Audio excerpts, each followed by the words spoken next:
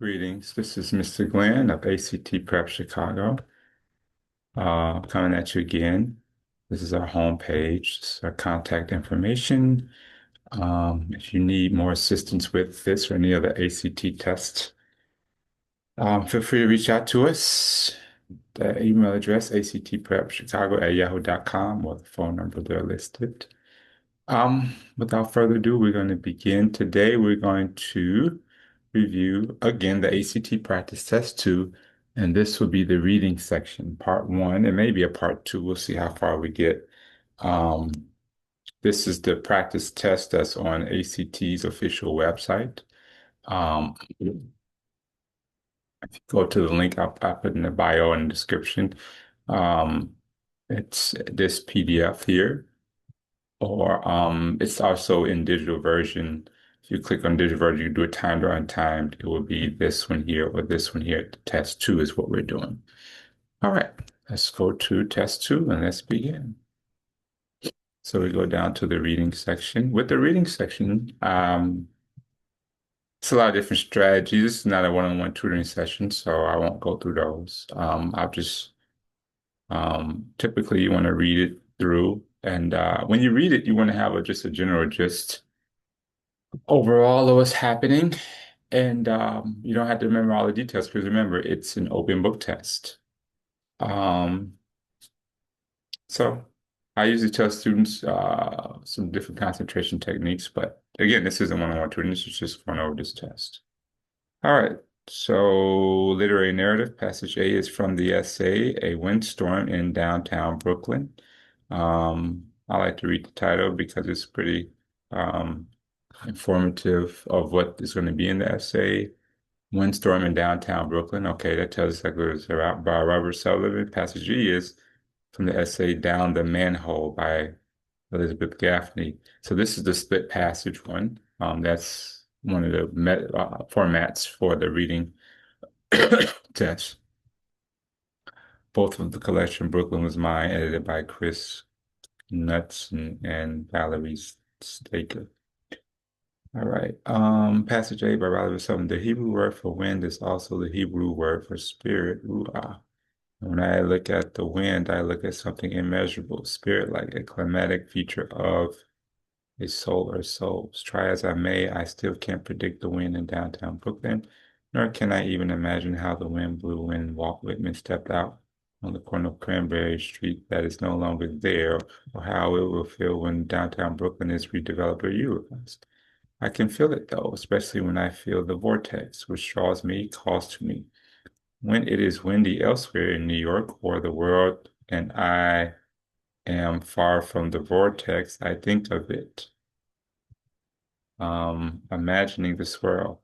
Often I walk my daughter, who is 11, through the vortex on her way back and forth to school, even though it's a little out of our way. After years of forced wind watching, her older brother walks alone, now noticing, I hope, the wind on his own. On Saturday mornings, if we go to the farmer's market, we buy donuts and cider and sit on the benches in Columbus Park at the steps of Borough Hall and wait and see what the wind will blow up. We face the Court Mon Montague building and a London plane tree whose branches are notable among Brooklyn trees for their lack of plastic shopping bags. The wind rips the bags away. 6 years ago, I was with my son, who was 10 at the time, and we were on our way to his school when I saw an entire stack of newspapers go up into the air. A trashy celebration. We were on Court Street, just about to the corner of Montague when we passed a newsstand. The man selling the papers was doing a pretty good job holding down copies of the Times and the Post, considering he had the not so good idea of setting up a newsstand inside the vortex, but he was having trouble with the Daily News, which eventually escaped almost the whole stack and was then whipped quickly and frantically into the vortex. In the second corner of Court and Montague had headlines all over it, the pages doing flip-flops and then floating out into the street. In another second, the sheets of paper began flying up, up, up.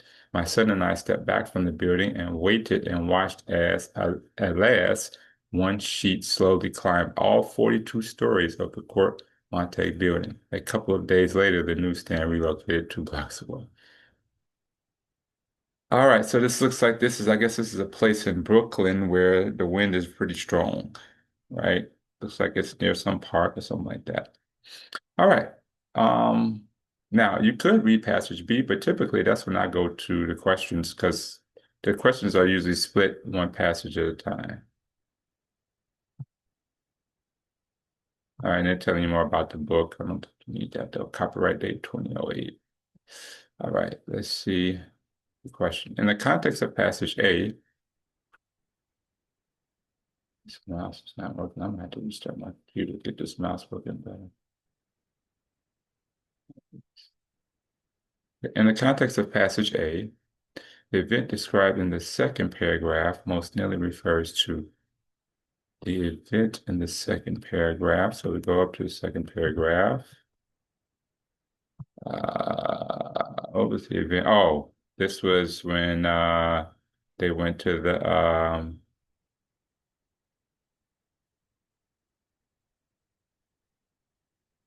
that's when the guy was selling newspapers on that corner and his newspapers flew away because of the strong wind. All right. What does it serve to do? Provide an anecdote, which is a story that illustrates the power of the wind in Brooklyn. It does that. Describe the newspaper seller's amusement. No, they didn't say he was amused. Recount an experience that left the narrator weary of the wind in Brooklyn. Oh, weary or tired of it. I didn't think she expressed tired, almost admiration for the wind. Suggest that there are areas of Brooklyn that are intolerable because of the wind. I don't know about intolerable. It just wasn't good for the newspaper stand, but they were there. I would say A. It's just a story that illustrates the power of the wind in Brooklyn, right? That's all it really did. Because I don't think she said it made her weary. Um, she just talked about how strong this wind was. And when the papers reached the top stories, but they went to go see it. So I guess they weren't really afraid of it either. So that's to me, I would say, uh, and this could be tricky too with this one because if you look at C, recount an experience, it does that. But did it leave the narrator wary of the wind in Brooklyn? No, we didn't know the wary means tired of it, like in a negative way. We don't know that. So just the areas of Brooklyn that are intolerable. I don't know if they said this was intolerable. They just said it was windy, but I think the narrator and her son went there. So if it was intolerable, I don't think they would have gone there. But I think they went there. They go to, she said her and her daughter, I think, go to observe the wind. They go to walk in the wind. So intolerable, I don't know if that's the case. Intolerable for the newspaper. So I would say, hey, check that out. So you also learn too that sometimes for some you can have half right, half wrong answers. Yeah, number one is that you can have half right, half wrong answers. Um, you got to be mindful of. Okay, number two. And the whole answer has to be right. I think that's what you learn from number one. Because you got some of these that have partial answers right. Um, like B, the second part is right. The papers were tossed about in the wind, but the newspaper seller wasn't amused. That's a half wrong, half right answer, but that means the whole thing is wrong. C, recount an experience. It did recount an experience, but it didn't leave the narrator wary of the wind in Brooklyn. That's a half right, half wrong answer. All right, so you got to be mindful of that with this because some students, what they'll do is and I'm giving you tips, but some students, what they'll do is they'll only read part of the answer and then try to make a premature choice without reading the full answer. So, very valuable lesson to learn. Which of the following statements best captures how the narrator of passage A feels about the way his children might perceive the Brooklyn wind? He suspects the wind annoys them and assumes they take measures to avoid it. He hopes they share his interest in the wind and seek it out themselves. I think that's what he was saying. Gee, it seemed like he said the boy didn't like the wind as much. That's why he didn't walk with him. But the narrator, hoped that when the boy or the son didn't walk with him, that he would enjoy the wind. He feels they don't appreciate the wind or other facets of nature as much as they should. Yeah, he kind of hinted at that, but I think he said more that he hopes that they enjoy it the way he does. He hopes they notice how calm Brooklyn can be when the wind is not blowing. No, no, it didn't say it was focused on the wind, not not the wind. So it looks like between G and H. Um, yeah, other facets of nature, it was focused on the wind. So I think it was G is what I remember. He hopes they share his interest in the wind and seek it out themselves. I think that's what he said about the sun, right? I think he said that in line. Um, Here, her older brother walks alone now, noticing, I hope. See, the narrator hope that the older brother, which is his son, notices the wind on his own. So he wants them to, if he's walking in his own, he wants them to notice it. Then he also says, uh,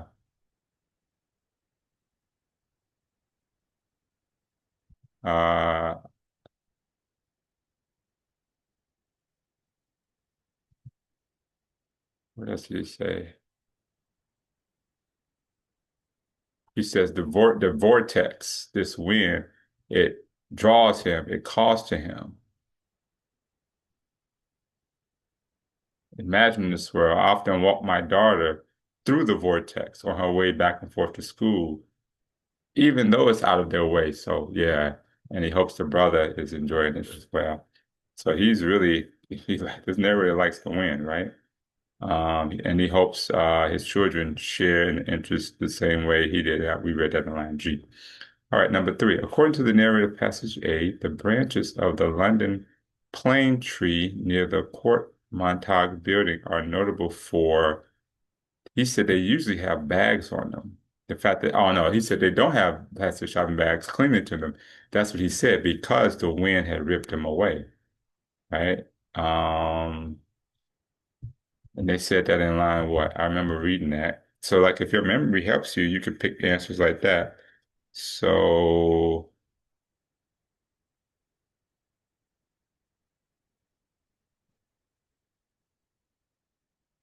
oh, there it is. We have the Port Montague building and the London plane tree, whose branches are notable among Brooklyn trees for their lack of plastic shopping bags. The wind rips the bags away. So I guess he's saying most trees in Brooklyn will have shopping bags on their branches, but not this one. This is notable for its lack of plastic bags. Okay. Now, next question four goes on to passage B. So now we have to read passage B. All right. My parents, as artists, were eager to have their children out discovering beauty in the pedestrian, complexity in the mundane, and they understood child psychology pretty well. So they usually actually try to get that first sentence pretty decent. I'm not gonna get stuck in it. My parents, as artists, were eager to have their children out discovering beauty in the pedestrian, complexity in the mundane. Wait, beauty in the pedestrian, complexity in the mundane. Oh, I see. My parents, okay, were eager to have their children out discovering beauty in the pedestrian, complexity in the mundane, and they understood child psychology pretty well. So it's almost like the author is um, positive towards pedestrian and mundane, the simple things. Beauty in the pedestrian. Pedestrian kind of means simple. Complexity in the mundane, the routine, the basics, right? Looking for these things underfoot where few expected to find anything of value, right? Nobody typically finds value in the pedestrian and mundane. We always tend to look for that which is different, unique, right? But this author is saying, what's the beauty in that which is not unique, that which is not different, the regular, the mundane, the day-to-day stuff we do. Where few expected to find anything of value with just the right kind of fun and worked better than yet another trip to the MOMA, whatever that is. We didn't have to behave. We were allowed, they required to touch. My parents believed that embedding beautiful designs in the asphalt and sidewalks was a quintessentially democratic political act. When we went out, we considered not just manhole covers, but fire hydrants, alarm boxes, street and traffic lights, signage. Okay, so they get allowed to write on all of that. Embedding beautiful designs in the asphalt and sidewalks was all they wrote about. Graffiti, I guess. They were interested in urban renewal and preservation, and so the ideas of street furniture and the livability of the street were important to them. We rated what we saw and talked about why we did or didn't like it. To me, the very idea of street furniture was thrilling. It conjured images of nestling in the cushions of imaginary street corner sofas and jumping on non-existing double beds. My mother, in particular, was also a history buff, and so the connection of the manhole covers to Brooklyn's past was important. Most of them were old. We tried to figure out exactly how old from the names of them and the wear they had undergone. Some were rubbed so smooth there was nothing to make of rubbing of, and my mind boggled to think of the forces that could scrape such heavy metal down to nothing. When my mother explained that the metal wheels of horse-drawn vehicles wore the street down harder than modern rubber tires filled with air, I was catapulted into a new understanding of a previous area. The past had never seemed very believable to me. Um, until then, people might have gone around riding horses and wearing bonnets somewhere out west, say where a little house on the prairie had transpired, but not on the streets I inhabited. But thanks to manhole covers and several stretches of street still paved with Belgian blocks, not asphalt, also pointed out by my mother, I could suddenly fathom that Brooklyn had been something different once too. History had happened here. The past had never seemed very believable to me until. Okay, so she wasn't really into the past. People might have gone around like what was it when punch on the west church better now on the streets I have. Okay, so she felt that the past was far removed from her. They might have done it somewhere else, but not her. But those potholes were a reminder because they were worn by the horse and carriages. But thanks to the manhole covers and several stretches of street still paved with Belgian blocks, not asphalt. Okay. And mine was a history buff. Okay. According to the narrative passage B, some manhole covers she encountered as a child were rubbed smooth partly because, oh, we just read that. They were rubbed partly because of metal wheel vehicles. No, it was the it must have been app, urban renewal project. No, road resurfacing met that with no centuries of foot traffic. I thought it was the horse and carriage. I didn't think it was metal wheel vehicles. Why was the some manhole cover sheet counted as a child were rubbed smooth? Probably because I thought they said just that horse and carriages. Some were rubbed so smooth, um, there was nothing to make a rubbing of, and my mind boggled to think of the forces that could scrape such heavy metal down to nothing. My mother explained that the metal wheels of horse-drawn vehicles. Oh, okay. I remember the horse-drawn vehicles. I didn't know metal wheels. Okay, so it was metal wheels. The metal wheel vehicles of Brooklyn's past, horse-drawn carriages. Okay, yeah. And I don't think a horse-drawn carriage is a vehicle, but I suppose it could be. All right, number five, it can reasonably infer from passage B that one result of the excursions the narrator took around Brooklyn with her mother was the narrator's. What was one result of the excursion the narrator took around Brooklyn with her mother? Like the narrator's lifelong commitment to urban renewal and preservation, increased appreciation for the history of other American cities, full of notion of what her city was like during different eras, decision to expose her own children. It was C. That's what she said then. She had a better idea of what the city was like in the past, right? During different eras. She had never thought about that. She had thought about, oh, this stuff, the bonnet, right? People were riding around right here, horses and wearing bonnets somewhere out west, but not on the streets I inhabited. But thanks to manhole covers and several stretches of streets still paved with Belgian blocks, I could suddenly also pointed out by my mother, I can suddenly fathom that Brooklyn had been something different once too. That's in a different era. So that's why that one is choice C. Both passages are told from the point of view of narrators who. So now we're getting into past questions about both. And these tend to be the hardest ones on the reading because you got to compare both. Both passages are told from the point of view of narrators who grew up learning about Brooklyn from their parents. I don't remember passage A talking about Brooklyn from learning from Brooklyn from their parents. The passage A author was talking about taking his own children, but it didn't talk about his parents. Passage B definitely was from she learned from her mom, but all right, G, try to imagine how Brooklyn might be perceived by tourists. No, didn't say anything about tourists. H, illustrate their relationship with Brooklyn through family experiences. Yeah. The author of passage A experienced the wind with his children. The author of Passage B experienced just the Brooklyn streets with her mother. They were raised in Brooklyn, but have since gone on to live in other cities. I think they didn't say they live in other cities. I think they still are Brooklyn. And I don't know if they were raised in Brooklyn or not. I don't remember them saying that. Our parents was always eager to have their children out of service. Yeah, I don't know if they were raised in Brooklyn and lived somewhere else. I'm not sure they mentioned that. Right. And it looks like both of them still exist in Brooklyn. Um, so I'm going to say H, illustrate their relationship with Brooklyn through family experiences. Seven, the tone of both passages best be described as a combination of humor and relief, doubt and hesitancy, introspection and regret, wonder and nostalgia. I would definitely say D, wonder and nostalgia. Um, I like humor, but I don't know about relief. I don't know if passage A talked about relief or B either. Doubt and hesitancy. I don't remember doubt or hesitancy in either. Um, Introspection, definitely they were introspecting, but it wasn't regret. I don't remember regret. Wonder and nostalgia. Yeah, wonder about nature. They were in awe and wondering about nature, but nostalgia was the throwback, right? Going back in time, telling stories about what happened in the past.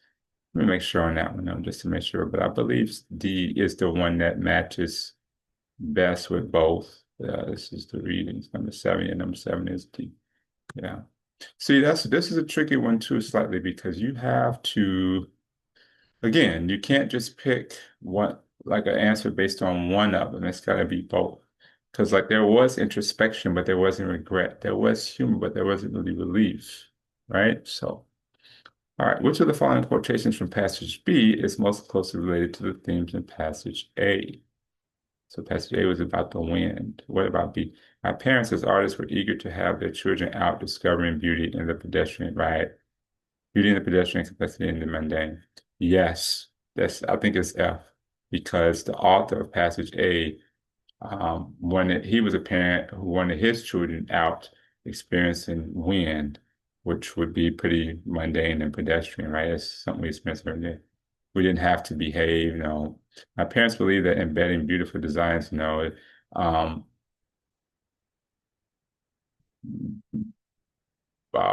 graffiti. I don't think Passage A really talked about it or putting designs. And to me, the very idea of street furniture was thrilling.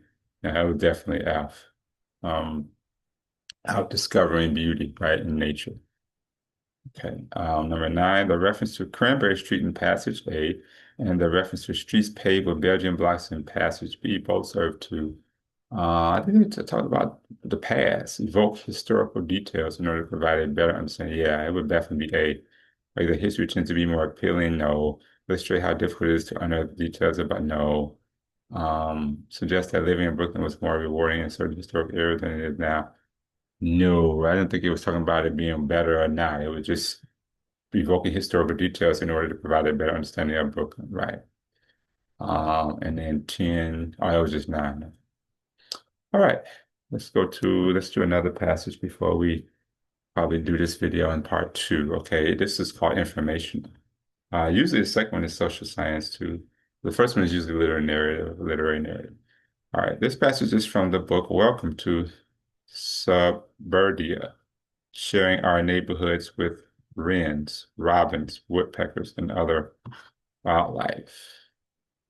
Oh, I see. So it's probably those are birds, right? Wrens, robins, woodpeckers, and because this is welcome to suburbia, I think this is a play on words, suburbia, like instead of suburbs, suburb, because there's a lot of birds, I guess, in their suburban neighborhood.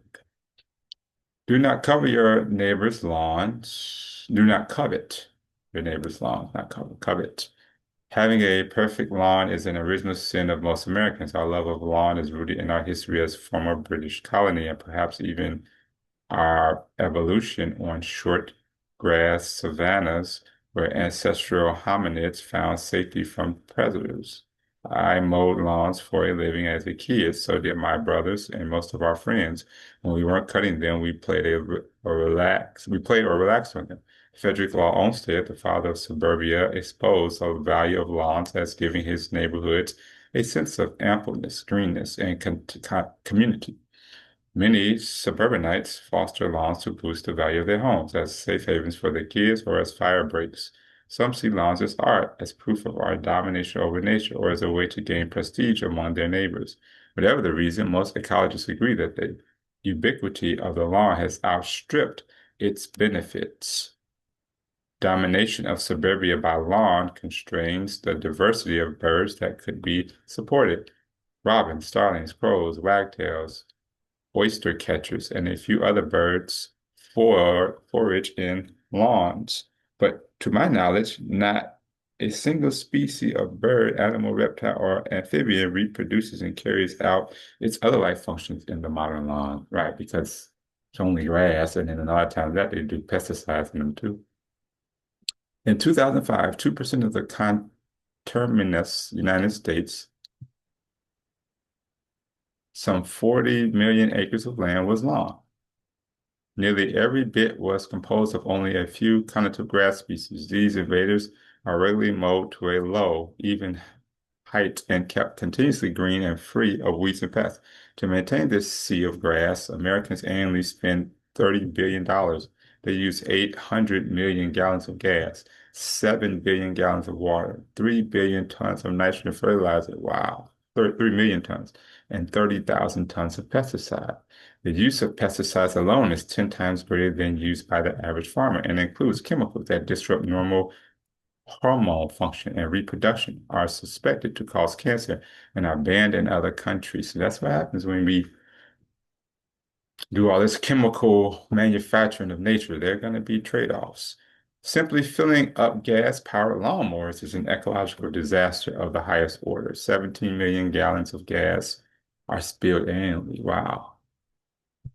So this is just even using gas. It's just filling the gas while you're trying to fill it up. Concerns about lawns has sparked a Concern about lawns has sparked a great deal of debate, creative thought, and neighbor-to-neighbor strife. In 1991, a savvy group of graduate students and faculty from Yale University School of Forestry and Environmental Studies joined there. This is definitely a pro-environment group, right? Uh, Tree huggers is sometimes what people will refer to them as in a joking way. Joined their colleagues in the School of Art and Architecture to consider how Americans could redesign their lawns. The resulting book details the history of lawns and charts a plan for those who wish to follow the first commandment. Lawn owners can increase bird use of their turf by reducing its extent, bordering it with shrubs, shading it with trees, mowing it with hand or electric powered machines, and skipping the fertilizers and pesticides. Yeah, I stopped using them. Doing this produces what the students and faculty refer to as a field lawn. A field lawn. The plant composition of such lawns diversifies into a rich mix of grasses, forbs, and flowers pollinated and grazed by native beneficial insects, which in turn are eaten by birds and other animals. The less often a lawn is mowed, the more likely it is to be used by an array of animals. That's true.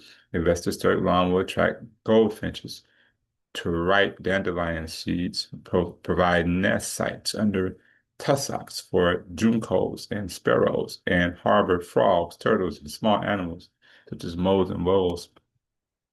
The problem with this author is that he's not realizing that most people don't want that in their lawn. Most people don't want to live that like they don't want animals that close to their home like that.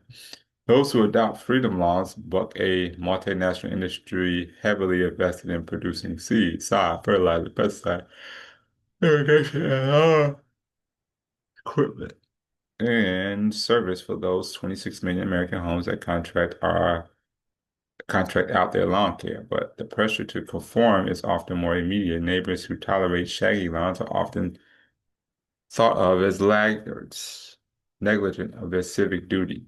As Mike, well, I mean, you think about it, when you live in a house and all the lawns are cut nice or cut clean, and then one is just wild, it does kind of stand out. negligent of their civic duty, as Michael Pollan, author of the Omnivore's Dilemma, notes. That subtle yet unmistakable frontier where the crew cut lawn rubs up against a shaggy one is a scar on the face of suburbia and an intolerable hint of trouble in paradise. Yeah, people don't like that if you live in the suburbs. All right, the third paragraph, 42 to 60. Okay, starts here, 42 to 60. Concern about lawns has sparked a great deal of debate, creative thought, and neighbor-to-neighbor strife. Design their laws. The book details the history of lawns, which charts a plan for those who wish to follow. Trees, okay, so it looks like it's talking about how to. So the third paragraph. Let's see what it does. Third paragraph marks a shift in the past from an argument that condemns the modern law to a counter argument that focuses on the benefits. No, an explanation of drawbacks of the modern law to a description of a more environmentally friendly alternative to its absolutely G. Because first, in the first couple paragraphs, it was talking about the drawbacks of the modern law. And then this paragraph talks about how you can create a law that's more environmentally friendly. Yeah. A history of the popularity of laws to a descriptive, no, and to a descriptive of typical features of the modern law, no. Because the modern law wasn't this one. They actually were trying to get people to redesign their lawns to have what do they call it? Seeing up there, the freedom law, right? They wanted people to have a freedom law. They wanted people to grow up wild so they could be more friendly to nature, environmentally friendly, right? An overview of the debate between homeowners and environmentalists about the purpose of laws to a plea for homeowners to stop mowing. No, it was definitely cheap. All right, 11. Based on the passage, who would most fully endorse the claim that lawns are particularly valuable for creating wide open areas of green space that foster a feeling of community? Who would most fully endorse the claim that lawns are particularly valuable for creating wide open areas of green space? It wouldn't be the Yale graduate students because they're the ones who wanted the Freedom Law, which was not wide open green space. It was a bunch of growing environmental. The Yale graduate students were more environmentalists. The passage author, I don't know about the passage author. I don't know if they stood on one side or the other, but it definitely seemed to be that they wanted the lawns to grow freely because they talked about a lot of the bad parts about having a lawn that was cut and fertilized and pesticide. Olmsted or Poland. All right, so now I got to find out what these people said. I don't remember who said what. Olmsted or Poland. Okay. When we weren't cutting them, we played on less on them. Frederick Law Olmsted, the father of suburbia, exposed the value of lawns as giving his neighborhood a sense of ampleness. Yeah, yeah, so it was him. It was Olmsted. Olmsted was the one who promote that statement that the wide open green space that fosters feeling green. Definitely him. We just read it. What did Poland say? Michael Pollan notes the subtle yet unmistakable frontier where the crew cut lawn rubs up against a shaggy one is a scar on the face of suburbia and intolerable hint of trouble in paradise. Yeah, yeah, but still, even though he was against, he wanted lawns too. It seemed like Olmsted was talking about the wide open space. That's what we just read. It was actually what he said. It says what value lawn exposed value of lawns has given his neighborhood a sense of ampleness. That's wide open space, greenness, and community. Yeah, he's verbatim. 12. That what reason does the answer to 11 was C, Olmsted. 12. What reason does the passage author give to bolster his claim that domination of suburbia by lawn constrains the diversity of birds that could be supported? What reason does the passage author give to bolster his claim? Robbins tells us to make use of lawns. The ubiquity of the lawn has outstripped its benefits. Birds don't carry out any life functions in the modern lawn other than foraging.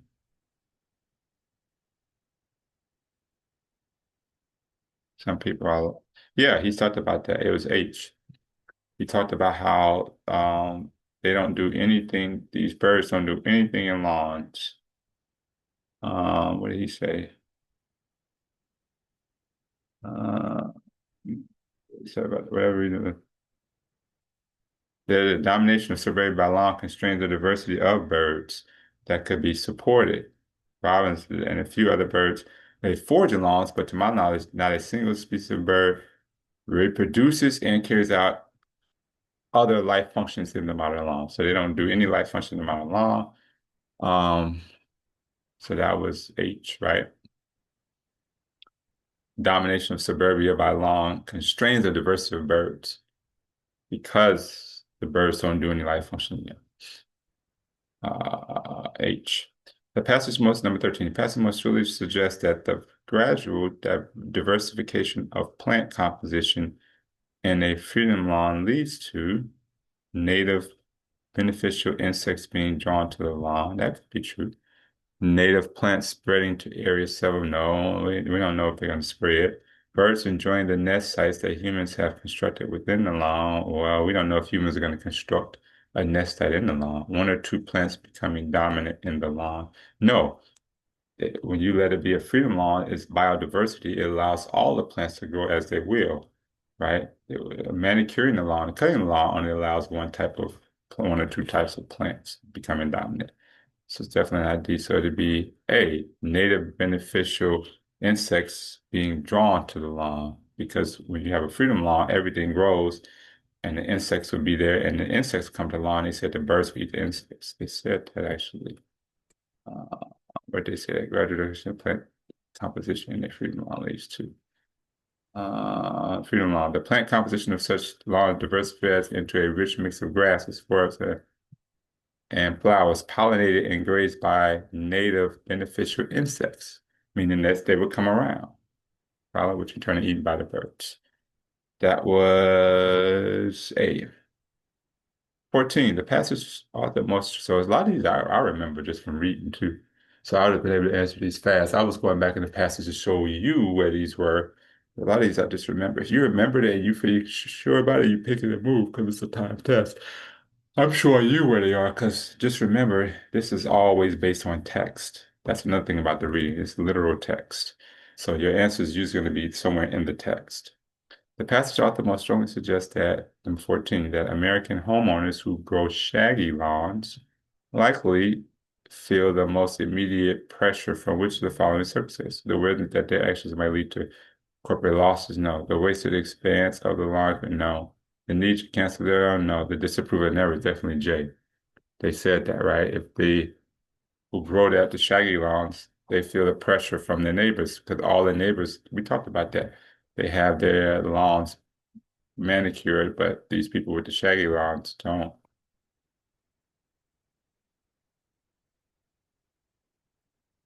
Okay, those who adopt freedom law, let's see if I can read it exactly where they said it.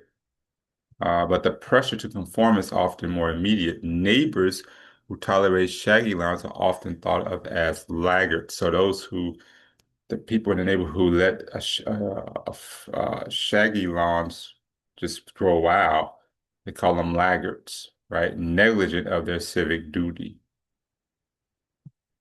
right? So the neighbors don't like that, right? So, um, what do we say that is? The disapproval of their neighbors is what causes the pressure from those with the shaggy lawns. The main point of the last paragraph is that adopting a freedom law can arguably be a bold political and social act. Not about political, maybe social act. The biggest benefit of adopting a freedom law is being able to back bulk a mono. A neighborhood takes on a carefree feel when homeowners adopt a freedom law. It is illogical to reject civic duty simply for the sake of adopting it. It isn't logical to reject civic duty simply for the sake of adopting. That's the name. Adopting a freedom law can arguably be a bold. I don't know if they talk about, it was definitely they said it was bold. I don't know if they talk about political though. What's the political aspects of it? Buck say, Buck say multinational industry heavily. Multinational, because you do a freedom law, you don't have to have fertilizer, pesticides, sides. So it does buck the Multinational. I didn't think about that multinational industry. That's why sometimes you got to go back into the past just to see. Ah, was that the main point of the last paragraph? Though the biggest benefit of adopting a freedom law is I don't know if they said that there was the biggest benefit. Maybe it would take on a carefree feel when homeowners adopt a freedom law. After the freedom law can arguably be a bold, but I would say it is I don't do the politics, but maybe because you buck in the multinational industry. So it'd have to be A for 15. That's the best choice. It isn't logically that, yeah, A is the best choice to me for 15. Let's see. Yeah, 15 is A. Sometimes it's about like, even though I didn't like that choice as much because of the part of it, it was the best choice among what I had, so I picked it. 16, the passage author includes the quotation by Poland, mainly to Poland was the end. Explain why some neighbors gladly accept other neighbors' shaggy lawns. No. Cautiously suggest that suburbanites often refuse to perform necessary duties. Subtly mock the suburban ideals that have led to the proliferation of the modern law. I thought that's what they illustrate how appealing shaggy lawn looks next to no. I think it was slightly mock the suburban ideas. Let's go back to what he said. 75, the subtle yet unmistakable frontier where the crew-cut lawn rubs up against the shaggy one is a scar on the face of suburbia, an intolerable hint of trouble in paradise. Yeah, he was just kind of mocking them. Because, oh, this paradise, everybody's got their lawns manicured perfectly, and now this one wild lawn. And yeah. Because it definitely wasn't about our neighbors except another neighbor's lawn. It was more about, yeah, age slightly mocked the suburban ideals that have led to the proliferation of the modern laws. Okay, 17. What evidence, if accurate, would best support the passage author's claim that our love of lawn is rooted in our history as a former British colony? Hmm. Best support the passage's author's claim that our love of lawn is rooted in our history as a former British colony. Kentucky bluegrass, native to several countries, is a common note. For generations in Britain, a trim lawn was a popular status symbol. Yeah, definitely at B. Because if for generations in Britain, a trim lawn was a popular status symbol showing that a homeowner could afford to own land that farmed, was not farmed. So that like as a social status symbol to have a trim lawn. And so our love of lawn is rooted in our history as a former British colony. So in British colony brought their ways of love of lawn to America, and that's why Americans have our love of lawn, right? So B was supported. Let's look at see many of the first lawns in Britain were sculpted to include now from front lawns became popular in the United States. No, that's you got to make a connection to Britain, right? All right, 18. Which of the following lists captures features of a freedom law as it's described in the passage, formed of native and non-native grasses shaded by trees large in size? Well, we didn't say large in size. If they treated with pesticides, no, that's the manicure. Unshaded, no, it would be shaded. Um, Bordered by short grasses, mold would no, not it wouldn't be mold. A hand powered mold, it was no, it was said shaded, bordered by shrubs, unfertilized, shaded by trees. It was definitely shaded. Yeah.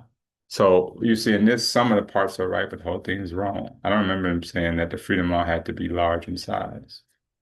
It did say form of native and non-native grasses, maybe. I think it was native grasses, though. Shaded by trees, that part was right. It didn't say it had to be large in size. All three in J, though, it was bordered by shrubs. They said that.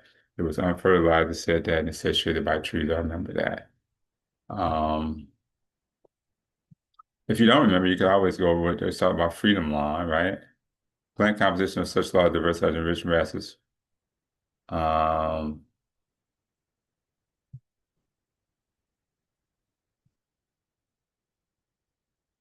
when they talked about the freedom law.